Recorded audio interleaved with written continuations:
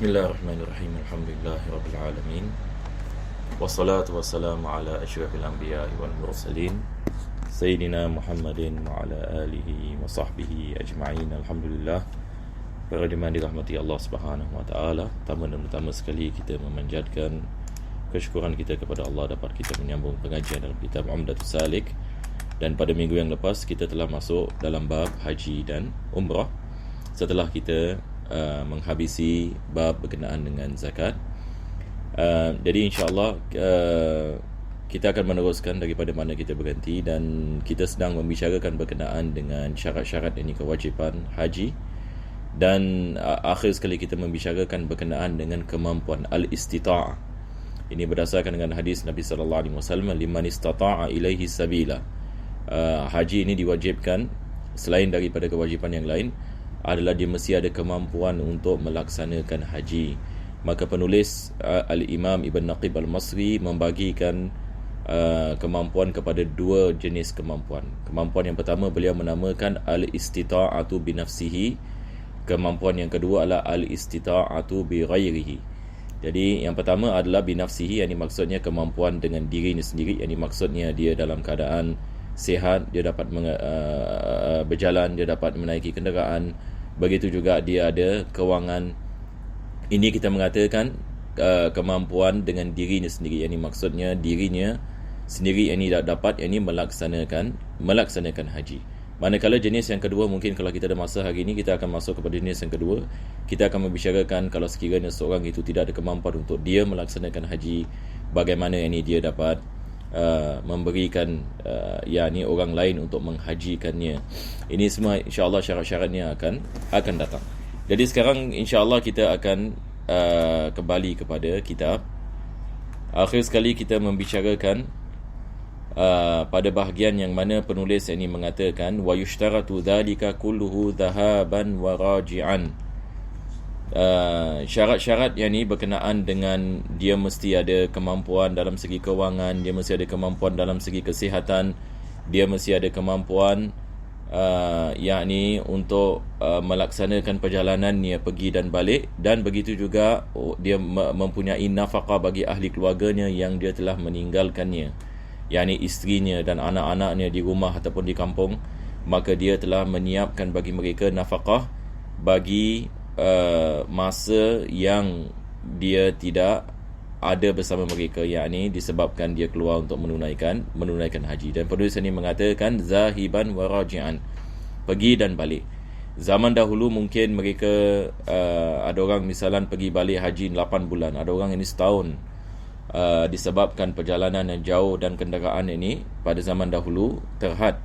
Manakala pada zaman sekarang seseorang itu boleh melakukan haji mungkin paling cepat kita mengatakan dalam beberapa hari yang ni dia boleh melakukan haji kalau sekiranya dia boleh pergi naik ini kepada kapal terbang dan balik dan sebagainya.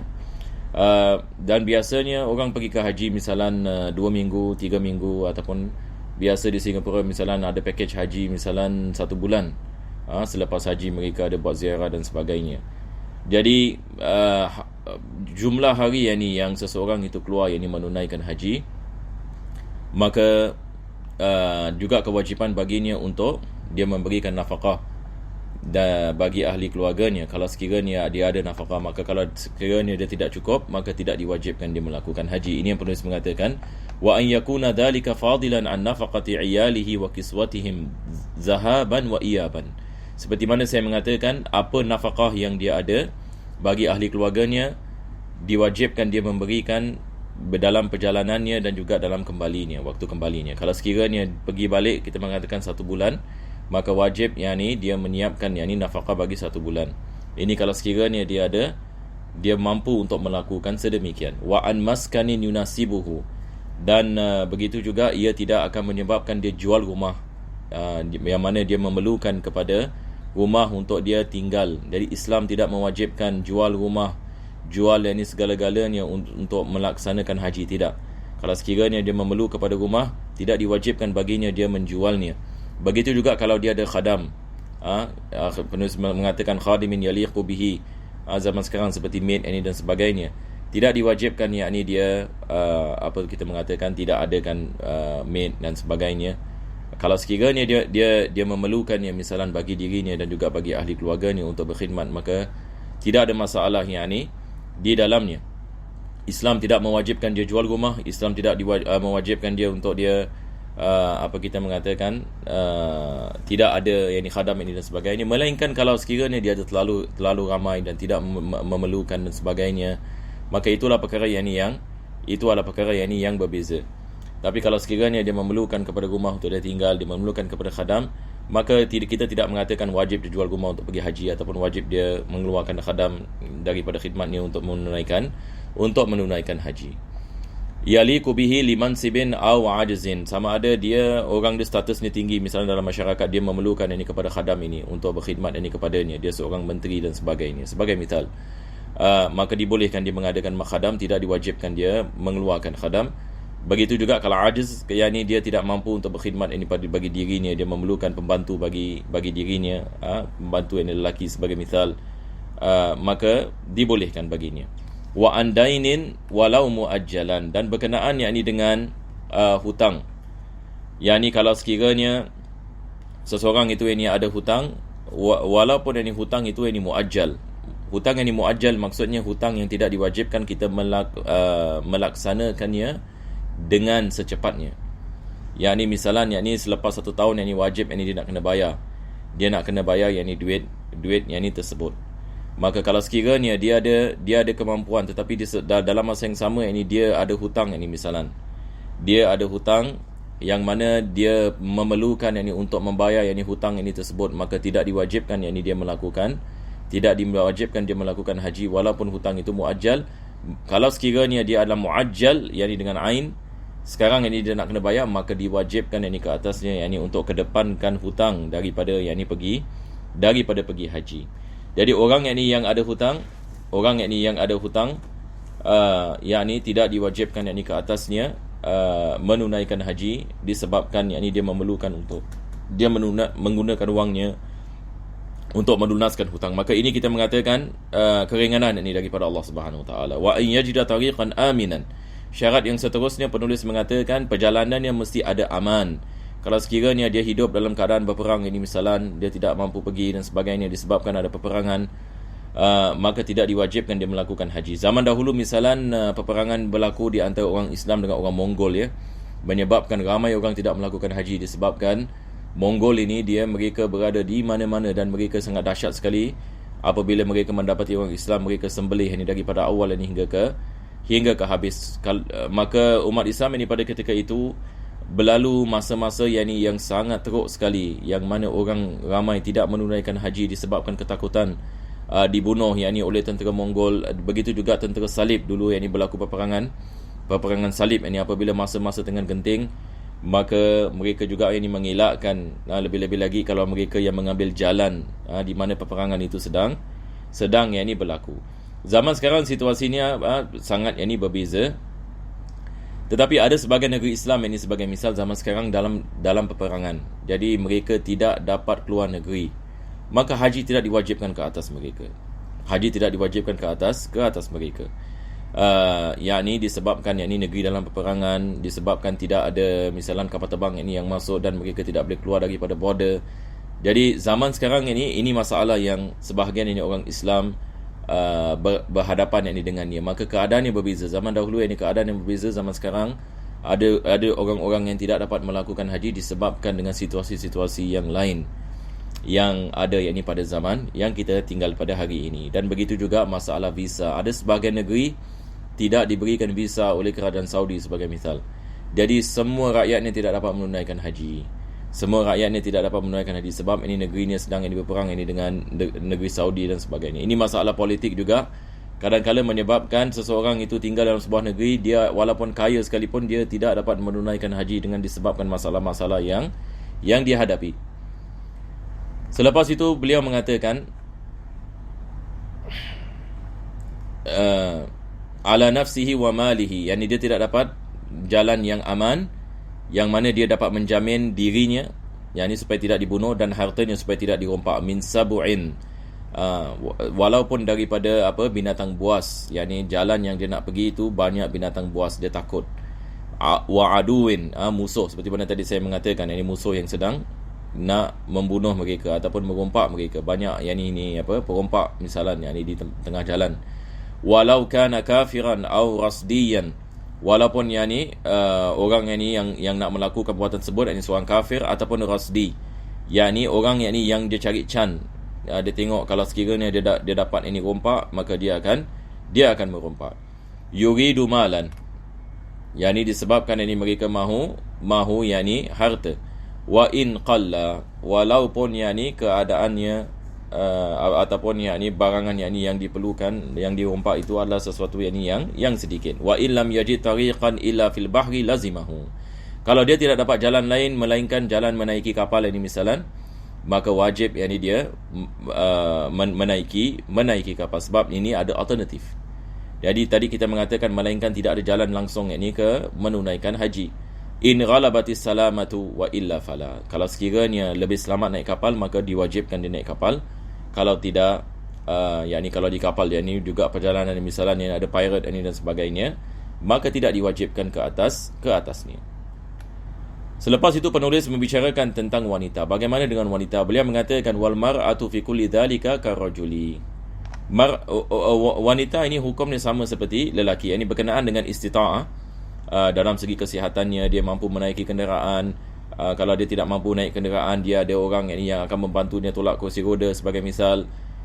Begitu juga dia ada kemampuan dalam segi kewangan, pergi dan balik, dan juga dia ada kemampuan untuk memberikan nafkah kepada mereka yang diwajibkan dia memberikan nafkah. Maka semua yang disebutkan oleh bagi lelaki adalah perkara yang sama bagi wanita. Begitu juga keamanan jalan, dan begitu juga kita mengatakan keselamatan yang wujud pada perjalanan ini tersebut. Selepas itu penulis ini mengatakan ada beberapa syarat yang mana ditambah bagi wanita lebih sedikit. Jadi beliau mengatakan wa tazidu bi an yakuna ma'aha man ta'manu ma'ahu ala nafsiha min zawjin aw mahramin aw niswatin siqatin wa in lam yakun ma'a ahadin minhunna mahramun. Maka ini adalah berkenaan dengan mahram, yang mana ramai orang hari ini menanyakan soalan ini, adakah dibolehkan seorang wanita untuk keluar daripada negerinya untuk menunaikan haji secara khusus dan dia tidak ada mahram bersamanya. Kita lihat undang-undang negeri Saudi sebelum ini mewajibkan mahram, tapi sekarang apa yang saya faham sudah tidak diwajibkan lagi. Cuma kita nak faham dalam mazhab al-Imam Syafi'i apa masalahnya sebenarnya.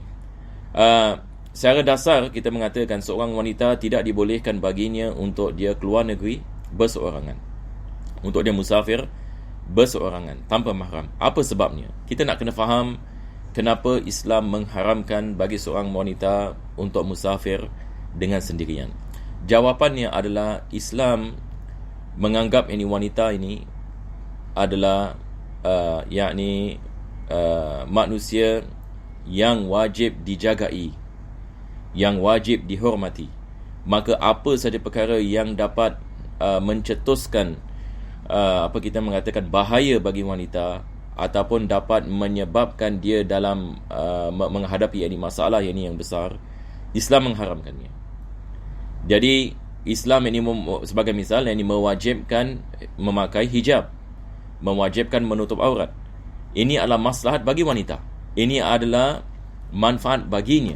Sebab kalau dia melakukan ini sedemikian, maka dia akan menjaga dirinya daripada manusia-manusia ataupun lelaki-lelaki yang fasik, yang mahu mengambil kesempatan daripadanya untuk melihat daripada bahagian badannya, dan begitu juga untuk melakukan keburukan terhadapnya. Maka Islam meletakkan kehormatan ini bagi wanita dengan mewajibkan menutup aurat, dengan hijab, dan hanya dapat menzahirkan muka dengan telapak tangan.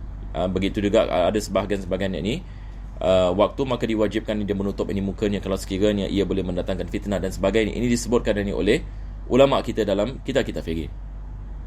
Berkenaan dengan musafir, kalau dia nak belayar, sama juga Islam mahu menjaganya.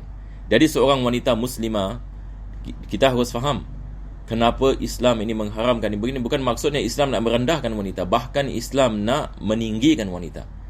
Islam menghormati wanita. Islam menganggap wanita ini sebagai satu precious, satu benda yang sangat yang sangat berharga yang perlu dijagai, maka diwajibkan bagi bapanya untuk menjaganya, diwajibkan bagi adik-beradik lelakinya untuk menjaganya.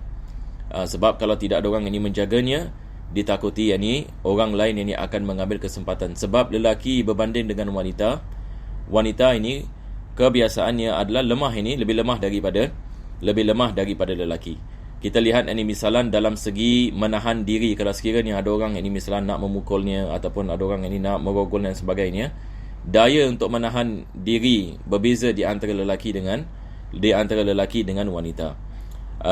Begitu juga dalam aspek-aspek yang lain, Allah Subhanahu Wa Taala menciptakan kelebihan bagi lelaki, Allah menciptakan kelebihan bagi wanita. Lelaki ada kelemahannya, wanita ada kelemahannya, dan daripada kelemahan wanita adalah kekuatan jasmani. Maka dengan itu Islam mengharamkan perbuatan-perbuatan yang dapat mencederakannya.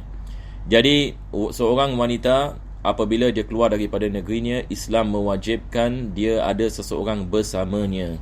Dan kita kalau biasa kita keluar negeri, kita dapat faham kalau kita musafir sendirian, tak sama dengan kita musafir dengan 2 orang ataupun 3 orang. Tidak sama. Kita nak pergi ke tandas misalan kita ada beg-beg kita, memerlukan orang untuk menjagai. Dan begitu juga kalau kita ada masalah, ada orang sekurang-kurangnya yang dapat membantu kita dan sebagainya. Maka ini adalah hikmahnya, maksudnya. Ini adalah hikmahnya. Dan ini berdasarkan dengan hadis Nabi SAW. Nabi mengharamkan seorang wanita keluar negeri berseorangan tanpa mahram. Di sini penulis ini membicarakan perkara yang agak berbeza sedikit. Kalau sekiranya dia tidak ada mahram, dibolehkan dia keluar negeri dengan syarat dia berada dengan nisa siqat, yakni wanita-wanita yang dipercayai dan jumlah mereka ramai. Maka dibolehkan dia pergi haji bersama mereka walaupun tidak ada mahram bersamanya. Apa sebabnya? Sebab bila dia bersama wanita-wanita, satu jamaah wanita, maka ini kita mengatakan dia sudah terjaga. Yakni wanita satu orang tak sama dengan wanita 10 orang. Wanita 10 orang, ini kita mengatakan mereka terjaga. Kalau sekiranya ada orang nak melakukan sesuatu ke atas mereka pun, maka dia mungkin tidak dapat melakukan sedemikian. Sebab 10 orang wanita mempunyai tahap kekuatan untuk menahan apa saja perkara yang bermasalah. Maka kita lihat ibarat penulis di sini. Beliau mengatakan wal mar'atu fi kulli dhalika karajul. Pertama sekali beliau mengatakan wanita dalam menunaikan haji dan syarat-syarat kewajipan sama seperti lelaki. Akan tetapi ada syarat tambahan, dia mengatakan bi ayyakuna ma'aha man ta'man ma'aha ala nafsiha min zaujin. Syarat yang tambah adalah diwajibkan dia ada seseorang yang bersamanya yang boleh menjaganya, seperti zauj, dia ada suami misalnya, tidak ada masalah. Au mahram, adik lelakinya ataupun abangnya, ada seorang mahram ataupun bapanya. Au niswatin thiqat, ini yang tadi saya mengatakan, ataupun wanita-wanita yang dipercayai. Jadi dalam mazhab al-Imam Syafi'i ada kelonggaran dalam masalah ini. Kalau dia pergi kepada keluar negeri, ada wanita-wanita bersamanya, maka dibolehkan. Wa in lam yakun ma'a ahadin minhunna mahram. Jadi di sini beliau mengatakan walaupun tidak ada mahram bersamanya, dia pergi dengan kawan-kawan yang misalnya 5 orang. Sebagai misal, adakah dibolehkan dia menunaikan haji dan umrah? Dibolehkan. Zaman sekarang kita lihat keadaan kita. Zaman sekarang kita ikut travel agent kan, ikut travel company. Jadi biasanya travel agent bila mereka nak bawa jemaah menunaikan haji sebagai misal, setahu saya minimum mereka bawa 10 orang. 10 orang minimum. 2-3 orang biasa, apa yang saya tahu wallahu alam mereka tak bawa. Jadi biasanya 10 orang. Ini kita mengatakan minimum. Jadi kebiasaannya kalau kita lihat travel agent yang besar, masya-Allah beratus orang pergi haji serentak. Kalau sebelum corona ada travel agent misalnya satu kapal terbang dibook. Satu kapal terbang khusus bagi orang yang nak menunaikan haji. Jadi satu kapal terbang kita membicarakan tentang ratusan. Jadi di sini kalau penulis mengatakan beberapa wanita siqat sudah memadai, apalagi satu kapal terbang. Nampak tak? Apalagi satu jamaah ramai dan kita ada wanita-wanita dalam jamaah tersebut. Dan keamanannya adalah kepastian, pasti aman. kita naik kapal terbang. Kita setakat ini pergi ke Changi Airport, naik kapal terbang, terus ini sampai ini Jeddah. Aman, tidak ada masalah. Jadi kita harus faham ini masalah ini. Cuma undang-undang yang kerajaan Saudi ini pada satu ketika dahulu ini mereka mewajibkan, ini menyebabkan ini ada orang yang menggunakan nama fulan bin fulan, nama fulan bin fulan ini sebagai hilah. Tetapi berkenaan dengan pengharaman, adakah diharamkan dalam mazhab Syafi'i? Tidak diharamkan. Cuma ada khilaf ini dengan mazhab ini yang lain dalam perkara tersebut. Ada sebahagian mazhab ini agak keras ini dalam perkara ini. Jadi kalau sekiranya dia melakukan sedemikian, maka dibolehkan. Cuma zaman sekarang ini khalas ya, dibolehkan ya. Kerajaan Saudi sekarang, apa yang saya faham, tidak membicarakan yang termahram ini sekalipun. Hatta seorang wanita ini keluar ini sendirian pergi yang ini ke Saudi, tuaris ini visa yang ini diberikan yang ini masuk, maka keadaan ini sudah yang ini berubah. Tetapi yang ini hukum ini tetap ini sama, tidak yang ini berubah.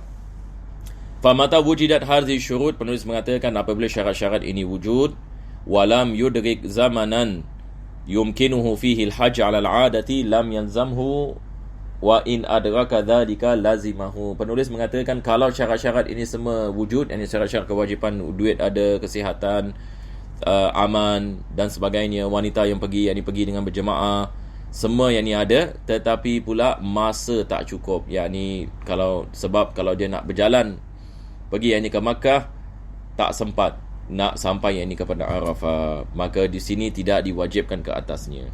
Tetapi kalau sekiranya dia mampu melakukannya, ada masa, maka sekarang yang ni sudah yang ni jatuh kewajipan yang ni ke atasnya. Jadi kita harus juga ini lihat ini kepada keadaan yang ni masa, sebab haji ada masa yang tertentu. Sama juga di Singapura yang ini, misalnya keadaan kita hari ini, satu orang ini dia dapat kemampuan misalnya 1 hari sebelum wukuf di Arafah. 1 hari macam mana yang ni naik kapal terbang pun tak tahu ini kapal terbang ini ada ke tidak. Hari ini kalau kita nak book kapal terbang mesti at least 3 days in advance, betul ke tidak? Lepas itu dah sampai sana, adakah sempat ini kalau nak pergi ini ke Arafah? Mungkin ini tak sempat, maka tidak diwajibkan. Maka kewajipan yang mulai daripada tahun depan, betul ke tidak? Kewajipan sekarang ini mulai pada tahun depan, sebab tahun ini sudah tidak diwajibkan, sebab ini tidak ada masa. Wayun dabul mubadara bihi, penulis mengatakan disunatkan dia mempercepatkan menunaikan haji. Seperti mana saya mengatakan pada minggu yang lepas, haji ini dia dalam mazhab Syafi'i dia alat tarakhi. Satu orang dia ada kewajipan untuk menunaikan haji, dia boleh melambatkannya, tapi disunatkan dia mempercepatkan. Ini yang penulis ini mengatakan. Walahu takhir, dia boleh melambatkan.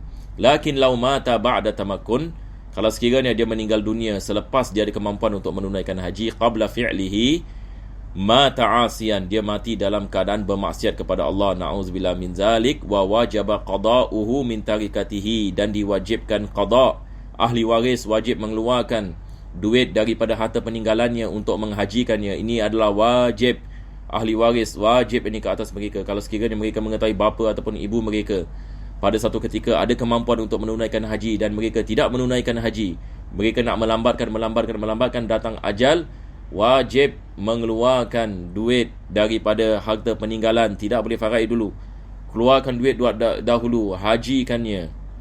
Ini adalah daripada kewajipan. Jadi setakat hari ini insya-Allah taala kita telah membicarakan istita'ah yang pertama, jenis kemampuan yang pertama, iaitu istita'ah binafsihi. InsyaAllah minggu depan kita akan membicarakan jenis yang kedua. Penulis mengatakan wa ammathani almustati'u bighairihi, kemampuan dengan selainnya. Wa sallallahu ala sayyidina Muhammadin wa ala alihi wa sahbihi wa sallam. Alhamdulillahirabbil alamin. Allahumma shalli wa sallim ala sayyidina Muhammad wa ala ali sayyidina Muhammad. Rabbana atina fid dunya hasanah wa fil akhirati hasanah wa qina adzabannar. Wa sallallahu ala sayyidina Muhammadin wa ala alihi wa sahbihi wa sallam. Alhamdulillahi rabbil alamin.